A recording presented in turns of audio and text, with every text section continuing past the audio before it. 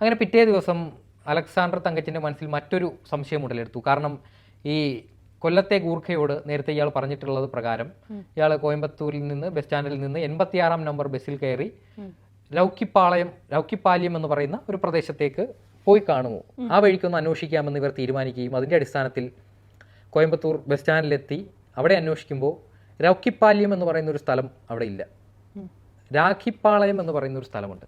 അപ്പോൾ 86, 26 അങ്ങനെ പല നമ്പറാണ് ബസ്സിന്. അപ്പോൾ ഈ നമ്പർ കേന്ദ്രീകരിച്ച് നടത്തിയ അന്വേഷണത്തിൽ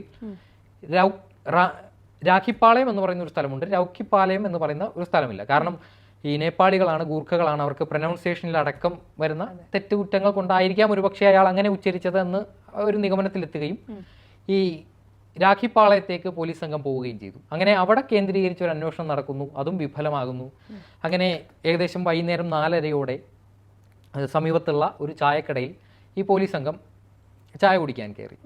അപ്പോൾ മഫ്തിയിലായിരുന്നു. കാരണം തലേ ദിവസം ഈ റിക്രൂട്ടിംഗ് ഏജൻസിക്കാരെന്ന വ്യാജേനയാണ് ഗൂർഖകൾക്കിടയിലേക്ക് ഇവരെ ഇറങ്ങിച്ചെന്നത്. അപ്പോൾ അവിടെയും അതേ തന്ത്രം തന്നെ അവരെ സ്വീകരിക്കുകയും ആ നാട്ടിലും സമാന രീതിയിൽ അന്വേഷണം നടത്തുന്നു. അതിനെ തുടർന്ന് അന്വേഷണം വിഫലമായി ചായക്കടയിൽ ചായ കുടിച്ചിരിക്കുമ്പോൾ പെട്ടെന്ന് ഇയാളുടെ സമീപത്തുണ്ടായിരുന്ന ഈ അലക്സാണ്ടർ തങ്കച്ചന്റെ സമീപത്തുണ്ടായിരുന്ന ഒരു അന്വേഷണ ഉദ്യോഗസ്ഥൻ പെട്ടെന്ന് ചായ കുടിച്ചുകൊണ്ടിരിക്കുമ്പോൾ സമീപത്തായിട്ട് എതിർ ദിശയിൽ ഒരു സ്ത്രീ വരുന്നു.